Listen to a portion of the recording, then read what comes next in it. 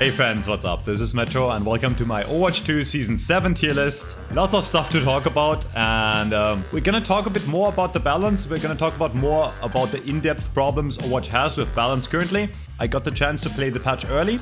The way I usually do my tier list, if you have not watched before, is I go through all ranks and look at what's best at every rank and try to find an average for every hero. But we'll go by the interesting stuff first. Or the most interesting change is the Sombra rework.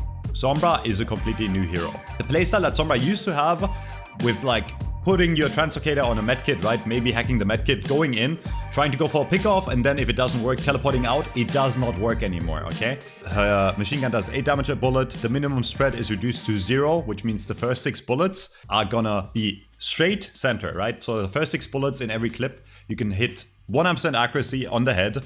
The reload time also got reduced, so she just does more damage with a machine gun. The passive with the hack, dealing more damage to a hack target, is removed. And the bursting down part is way easier now, because she has a new ability called Virus. So the way you want to start out the fight is, you go in, you hack the enemy target, and then after you want to hit the skill shot, a Virus, it's a very fast, pretty easy to hit projectile, but you gotta aim it somewhat.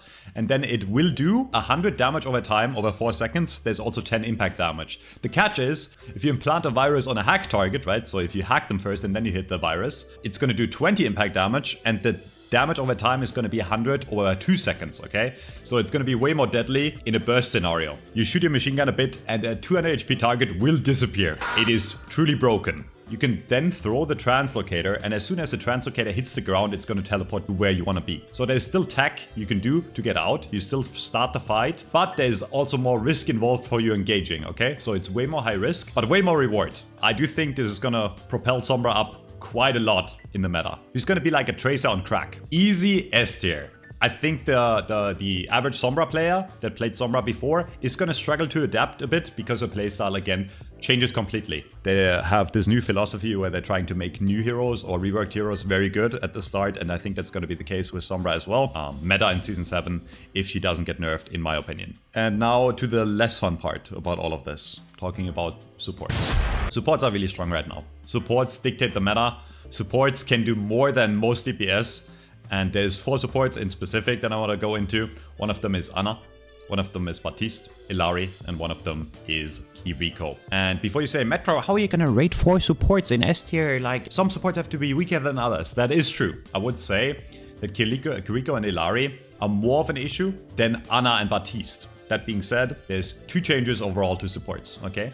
One is an Illari nerf, where her right-click healing is now going to do 105 per second instead of 120. You almost never use the burst healing in the first place. You used it to keep your tank up, and while this might be a slight nerf that is going to make her a bit weaker, it's not nearly enough to get her out of the meta. The strength of Illari is that she can poke you down and kill you just like a DPS can, while being able to sustain the entire team with a pylon. Her ult is insanely strong. If you haven't checked out my video on what the issue with matchmaking is, I go more into detail about hitboxes. But TLDR, she's also easier to hit shots with, because the hitbox, the devs decided to make hitboxes of supports just bigger than DPS, even though Illari is just as much of a hit scan as Cassidy or Ashe or Soldier. And I know I talked about Illari first, but we'll go back to Kiriko, Ana, and Bap now, I guess. Kiriko is an unkillable shredding machine with one of the best ults in the game. They buffed her and buffed her and buffed her and buffed her. Last season, I thought they were finally gonna, realize how impactful support is. They reduced the support passive, and they made it so it only starts triggering the passive healing after 2 seconds instead of 1.5, and they did that to all the supports.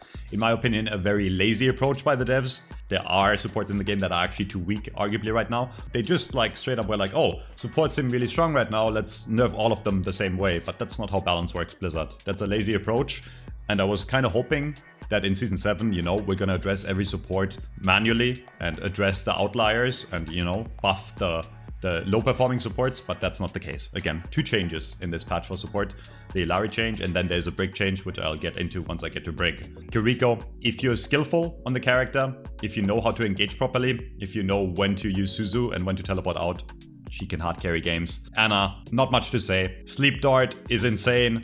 Game-winning or fight-winning ability. Anti is a fight-winning ability, depending on how you hit it. Same for Baptiste with Shift and Lamp, and he can still contest DPS really easily. I do think Ana and Baptiste are a bit weaker on average compared to Kiriko and Illari on the ladder. But I think all those 4 supports that I put in S tier are some of the heroes with the highest carry potential in the game, to the point where they just dominate the game. I think we'll see more and more supports. The support queues have already been really long in Season 6. I think they're going to continue being really long in Season 7 because, again, people play more support because it is, for most people, it's the most fun, or it feels the most impactful. You can do the most, and as long as they don't address the fact that support is just more impactful than DPS and tank right now, we're gonna stay in this meta that is defined by supports. Ashe! No changes. She got a buff mid-season patch last season. Her reload is faster. Has always been solid. I've almost always rated Ashe at least B tier or A tier, and she's still insanely solid, especially with the Mercy Pocket. Borderline S tier. I do think we'll see more Ashe this season because a few of the other outliers on DPS have been addressed. Arguably best hit scan, best overall like versatile hit scan, right? On really long range maps, Widow is still better. On like shorter range maps, Cassidy might come back now, but Ashe is just a super solid pick. Bastion, no changes. They were gonna put the Bastion nerf with the recon mode, right? Like not healing you for 50 anymore. They were gonna put that this patch, but they realized Bastion is so ridiculously good that he had like insane win rates on all the way from bronze up to top 500. So they nerfed that in a hotfix that was like 2 weeks ago, right? So Bastion doesn't get the bonus health anymore from shift. He's still really good. He can do insane burst. He can kill the other tank while being able to stay alive himself. And that's the issue. Like, he does insane damage, but he's also tanky in that sense. Bastion is a solid pick, especially in low ranks, actually a hard carry character. And I almost want to put him in S tier still. I think I'm going to put Bastion in S tier. I never thought I would see the day. So, Brig got a buff. I don't know if she needed that buff, but her whip shot damage got increased from 70 to 80. It's going to make it so a few damage thresholds are different. Guarantee a few more kills if you hit the whip shot. Not the biggest buff. That being said, Brig was already really good before. Easy A tier. Easily solid character. Cassidy. The combat roll damage reduction is now 75% from 50. 50 was already pretty insane. If Cassidy gets stuck by a Tracer Pulse Bomb, he could roll and it would make him survive, right? 50% damage reduction. 75 is really good. A really good Cassidy is going to be able to dodge a lot of burst damage incoming, and he's going to survive more situations. He's going to be more of a mid to close range brawler than he was before, and he did need a buff. Cassidy was really bad. I don't know if it's going to be enough to make him really good, but I do think a combat roll is an ability you use a lot, right? So I think skillful Cassidys that will use that combat roll effectively will do really well on him. On lower rank, it's not going to matter much. I don't think lower rank players use the combat roll effectively. It's really hard to use effectively. So I'll put him in upper B tier. I think he's going to be a solid playable DPS. I don't think he's going to be hard meta defining. But a good buff for Cassidy and one of the good changes in this patch in my opinion. Doomfist, no changes. I don't know what happened last season, but we saw so many Doomfist players. Like, Doomfist is actually one of the most skillful tanks, I want to say, mechanically demanding tanks, right? He has a very unique, very fun playstyle. I've always been known as a tank hater. I always complained about tank being too strong, but we're at a point where tanks just like play rock, paper, scissors, and Doomfist kind of allows you to express your skill better. No changes. I don't think he needed any changes. He's a super solid tank, depending on the comp, super playable. That being said, he is pretty hard to use compared to other tanks, so you will have to be pretty skillful on him, right? So I do think on lower ranks, and I'm not calling lower ranks less, well, lower ranks on paper less skillful. If you don't get the full potential out of Doomfist, there are easier picks, Orisa, that will make your life easier, right? So I'll put him in mid A tier. If you play really well, right? If you play him perfectly, he can be S tier. If you just do okay on him, he drops down to like niche where you don't really actually do a lot, quite a lot. So I think a good middle ground here is A tier. D.Va, no changes. Solid tank to shut down hit scans. It's always like kind of a counter pick meta nowadays, right? Where you pick D.Va when the enemy has like a soldier or double hit scan. And if not, then you swap to Orisa or some shit. She's still really solid on maps that require a lot of high ground control, like Gibraltar, right? I think she's good. If not very good, I'll put her lower A tier. Echo, no changes. Didn't really see that much Echo the last season. I think that is because Echo becomes significantly better with the Mercy, and I think Mercy is in a really rough spot right now. I think she's pretty weak. You know, the strength of Mercy is directly correlated to the strength of the characters that require Mercy Pocket, with the exception of Ashe in my opinion and Sojourn. I'll put Echo in good. She's not awful, like she's not niche. You can pick her if the enemy team doesn't have hit scans. Really good Echoes will still roll on the hero. She has high carry potential, but she's not like exceptionally amazing at everything, right? Like she's not a meta-defining pick that you can pick any time of the week on any map and do well with. Genji, again, no changes. In general, I have to say, this patch is kind of disappointing. For a patch of a new season that is supposed to change the meta drastically, there are too little changes. The few changes we had are minor changes, right? Like the Brig change or the Illari change. I think the devs are going way too soft on the changes. I think it's cool if the meta gets switched up and feels different and fresh every season, but they're just too scared to change anything right now. I don't know why. Yeah, Genji no changes. Every time I put Genji in anything but niche, the Genji players complain because Genji players are always convinced that Genji is a bad hero. Depends on the comp, depends on your skill. Still great pick with Nana, right? Nano Blade is still one of the best old combos in the game, so I'll put him in B tier. Hanzo got a mythic and no buffs. Hanzo, free value for low skill requirement. I think Hanzo is always going to be solid because he has the one shot and his hitbox is pretty forgiving. All your money on black, play Hanzo, win the game. Junkerqueen, no changes. No changes. No changes. In rush comps, really good with the Lucio. Can be really good against the Winston, for example, if you play counter dive. Not amazing right now. Definitely not a meta-defining tank. Like, no tank feels exceptional other than Orisa. Orisa is just always good because she's unkillable, kinda. Junkrat, niche, no changes.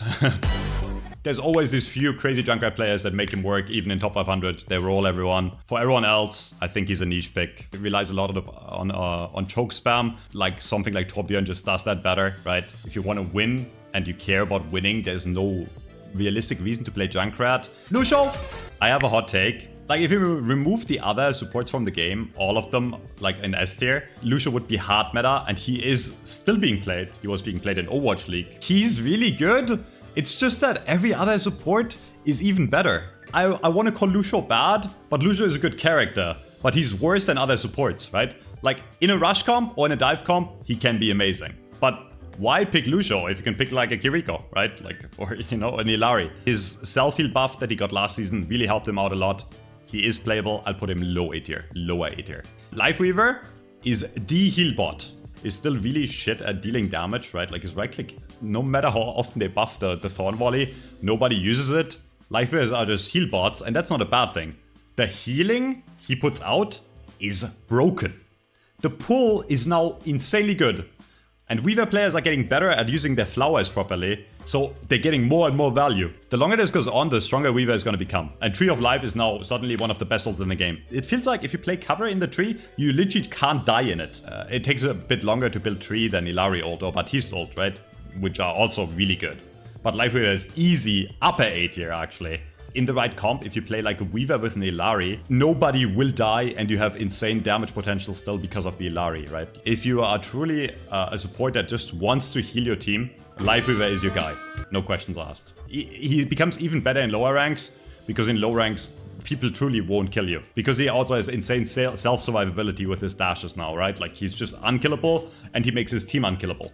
Okay, Mei, they changed back. I don't know what they're doing with Mei. I think they gave up. They changed back the entire deep chill mechanic. So like the slowing down and then like the breaking with the right click. They removed all of that. They went back on her endothermic plaster. Her left click does 100 damage again now and slows immediately for 40%. Mei will never be a meta pick unless they make her broken, because Mei only works on maps where you can get a lot of value out of your wall. She's always gonna be a niche pick, but I'm not gonna put her in niche. She is very, very good in certain comps and on certain maps. So she's easily a B tier character, just not a character you can pick at all times and do well with. This one might be controversial. Mercy is probably the worst support in the game, other than maybe Moira. Like, Mercy has her balance issues in the sense that she makes some DPS very frustrating to deal with, right? Like in low ranks, people hate playing against Farm Mercy, Echo Mercy. But if you look at what Mercy does now, compared to just having some extra value on your support role, like Illari, it's just not good anymore. Like Mercy can be shut down pretty easily now.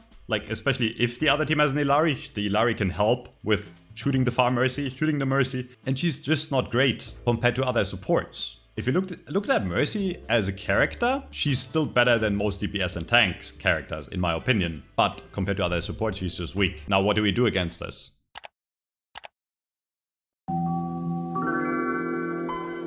I think we nerf other supports. I don't think we need to mega buff Mercy. I think she could use a tiny bit more fluidity with her movement. I think a lot of Mercy players miss the old Guardian Angel movement. She could get a bit of a movement buff to make her more expressive in skill. As it stands, unless you want to play like a Phara Mercy and the enemy doesn't have hit scans, there's no reason to pick Mercy over characters that are in the S tier or the A tier on supports. This brings me to the worst support in the game and arguably the most balanced in my opinion, Moira. I know Moira is still a pain in the ass for a lot of low rank players because low rank players, the aim is a bit weaker and then the Moira will kill you in a 1v1. I think Moira is a great character design in the sense that she is a bit easier mechanically to play, but she also doesn't provide insane value. She lets new players get into the game pretty easily, but she's not oppressive. There need to be characters like Moira in the game that are just like pretty easy to get into, but if the characters are easy to play, then they can't be the best, okay? Orisa, they nerfed her, guys. The damage reduction in Fortify is now 45% instead of 50. It's completely irrelevant.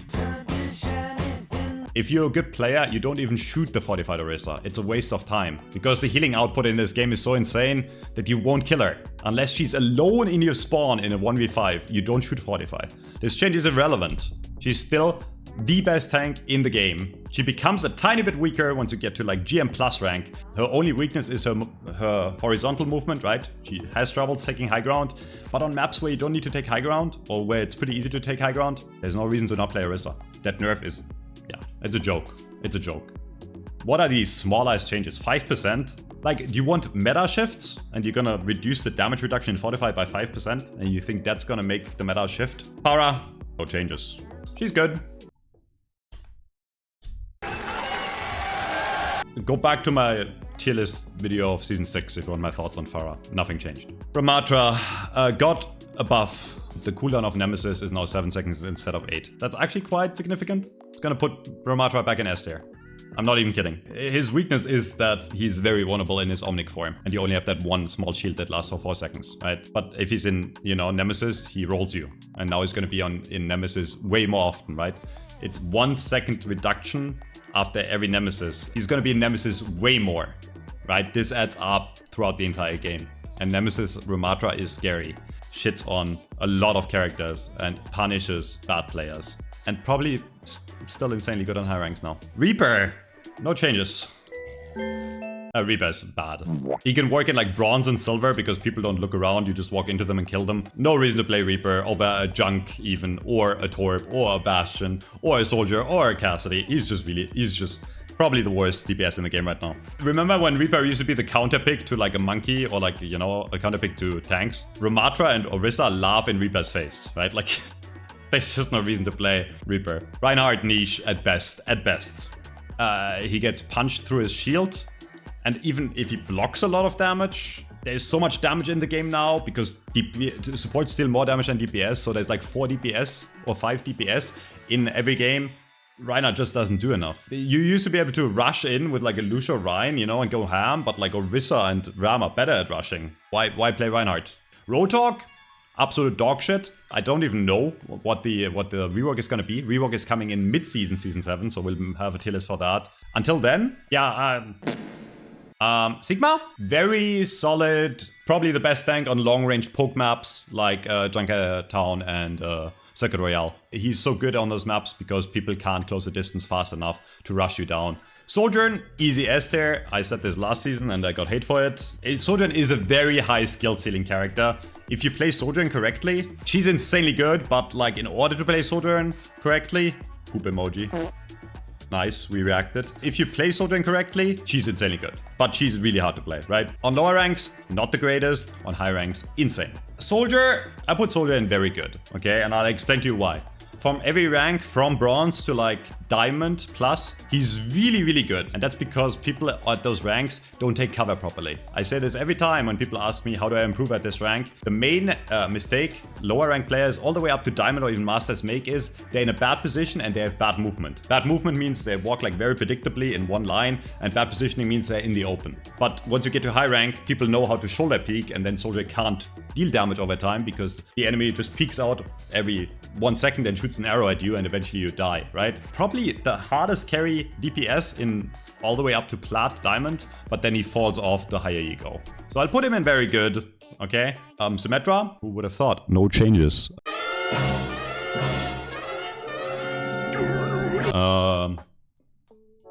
Yeah, I don't know. She's not great. She's like mostly used to TP your team out of spawn. That's it.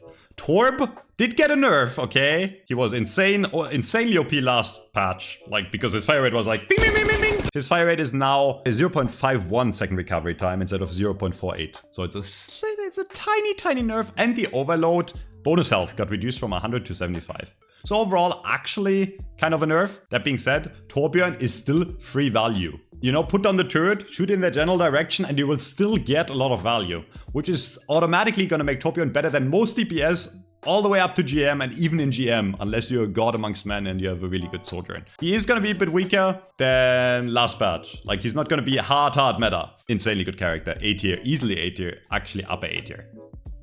We're almost at the end. I think Tracer is still really good. But Tracer gets shit on by Illari, so probably not. If you're an Overwatch League player, here's the thing about Tracer. If you're an Overwatch League player, which is 0 people watching this video, then Tracer is S tier.